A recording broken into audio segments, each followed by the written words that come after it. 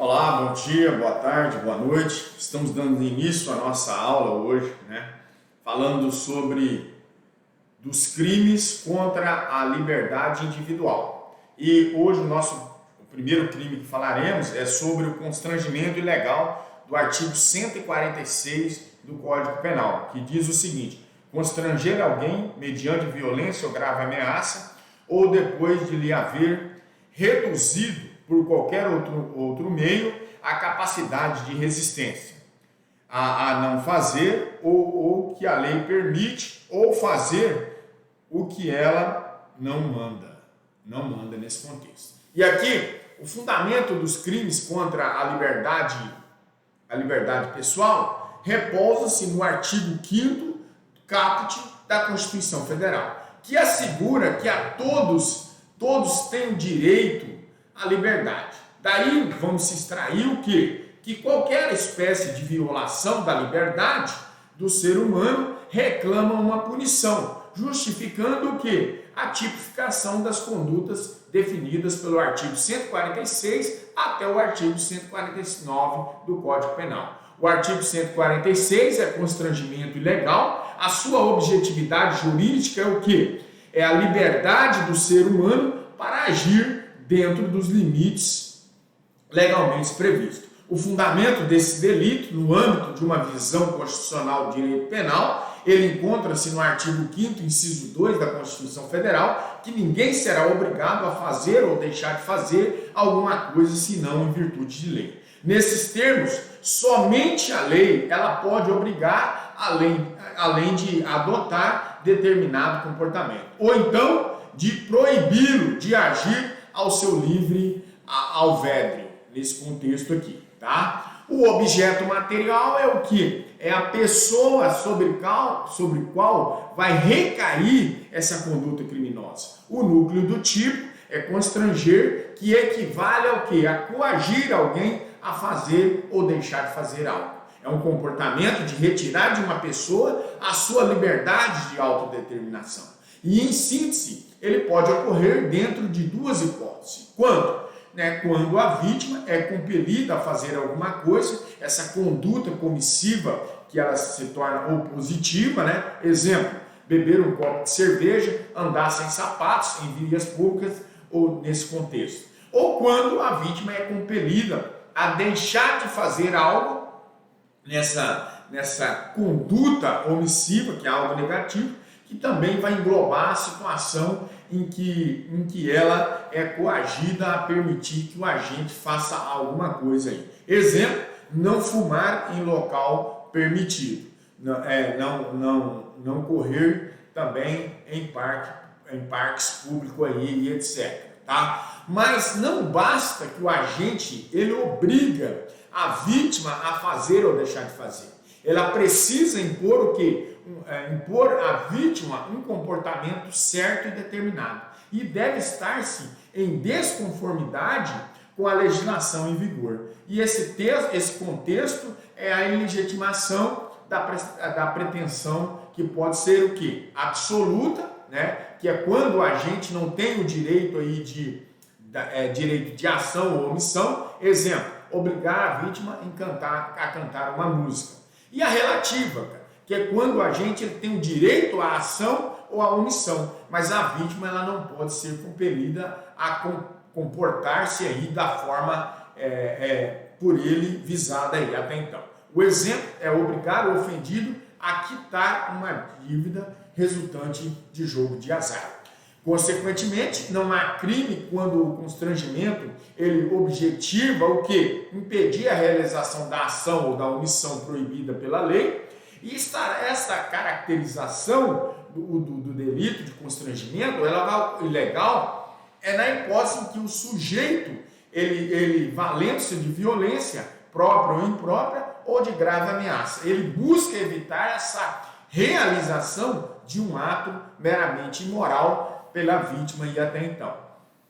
Não há crime também quando o constrangimento ele objetiva o quê? Impedir a realização de uma ação ou de uma omissão proibida pela lei, né? Estará cobertado no exercício regular de direito e estará caracterizado o delito de constrangimento ilegal na hipótese em que o sujeito, quando essa violência própria ou imprópria ou de grave ameaça, para evitar o que? A realização de um ato meramente imoral da vítima.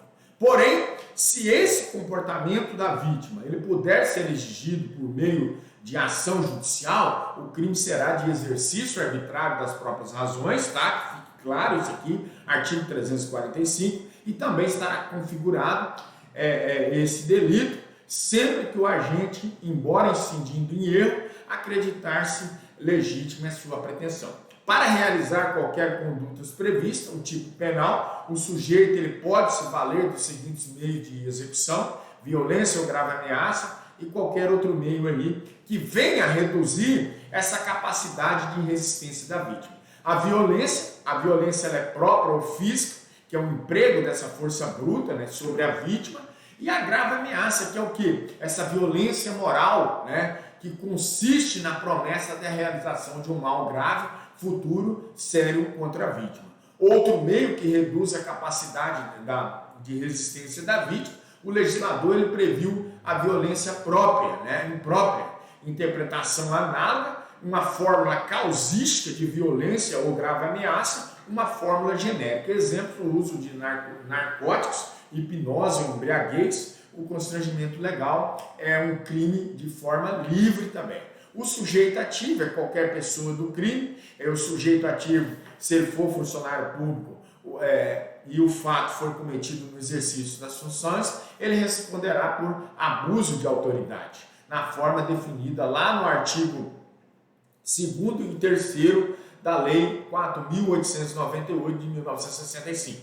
O sujeito passivo é qualquer pessoa dotada de capacidade de autodeterminação, e vão excluir aí as crianças de ter idade e os doentes mentais, entre outros aí.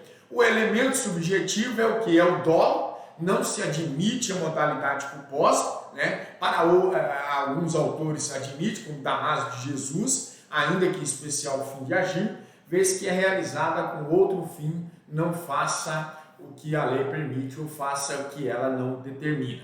E para outros autores basta o dolo. A consumação é no instante em que a vítima faz ou deixa de fazer a violência ou a grave ameaça utilizada pelo agente. Cuida-se de crime material instantâneo.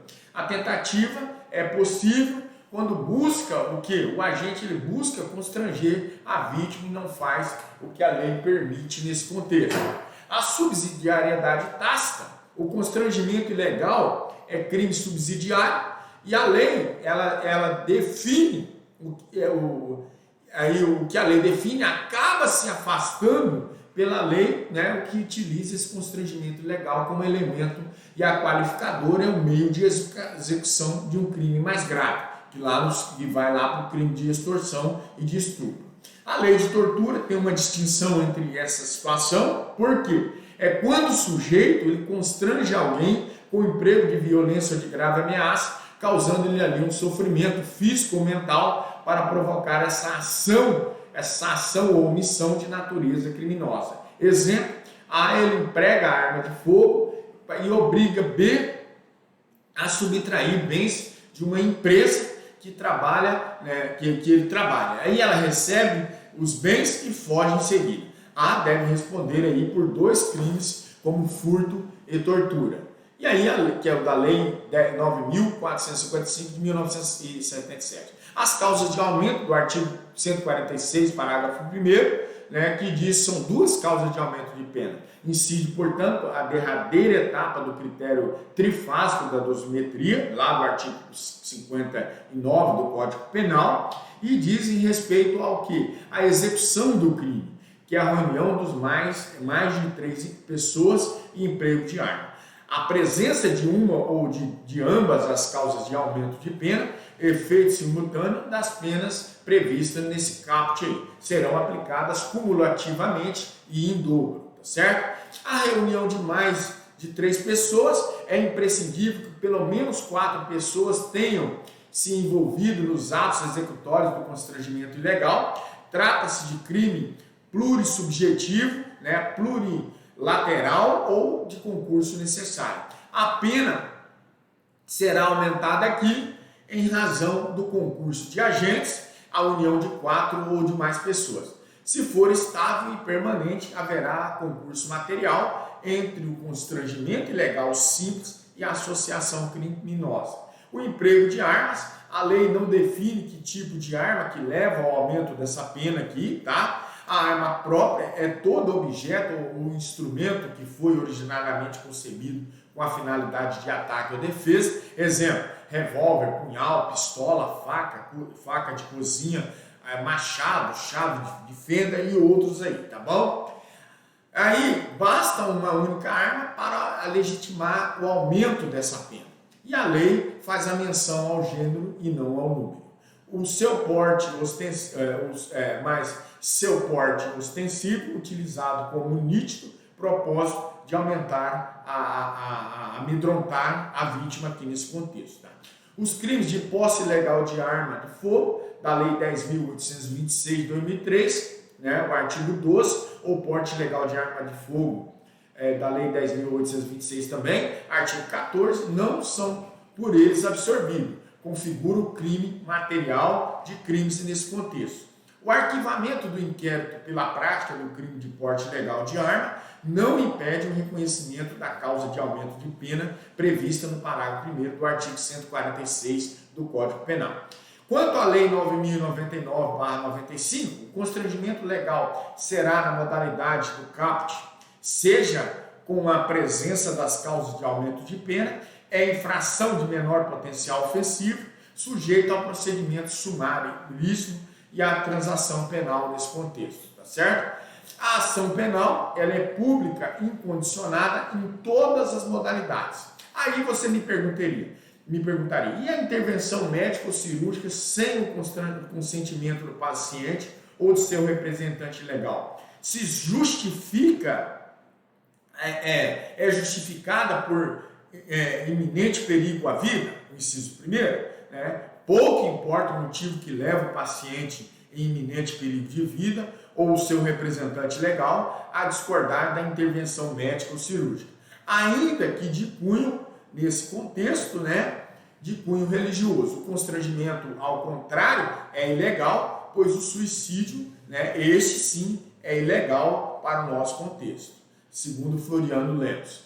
O direito moderno, ele considera-se aqui a vida um bem coletivo, o homem não se pertence só a si, senão à sociedade, de que ele faz parte, de que ele é integrante aí. A questão de ordem aqui seria sendo assim como de fato é a vida ou bem coletivo, aí fica claro que tais circunstâncias excepcionais, o perigo de vida ou iminência de morte, o médico ele pode e deve agir arbitrariamente, podendo aí, por quê, né? Porque há uma razão jurídica a invocar o interesse do agente, é legítimo a utilidade manifesta da sociedade. A coação exercida para impedir o suicídio, no inciso 2, o suicídio não é definido como crime no Brasil, há de salientar, mas é uma conduta ilícita e não é tolerada pelo direito penal. A vida humana é um bem jurídico indisponível de interesse coletivo e é expressamente protegido pelo artigo 5º caput do Código Penal da Constituição Federal. Tá? Não há, portanto, constrangimento ilegal na coação exercida em violência ou grave ameaça para impedir ou permitir o emprego de coação para combater um ato ilícito. A constrição de violência de indivíduo sobre outro, ela deixa de ser criminosa. A ilicitude da coação para evitar o suicídio, o Código Penal salienta-se aqui, seria um indiferente ao direito aqui, tá certo? Nesse primeiro bloco ficaremos por aqui, né, sobre o constrangimento legal. No segundo bloco falaremos sobre o crime de ameaça do artigo 147 do Código Penal, tá certo? Nos veremos no próximo bloco.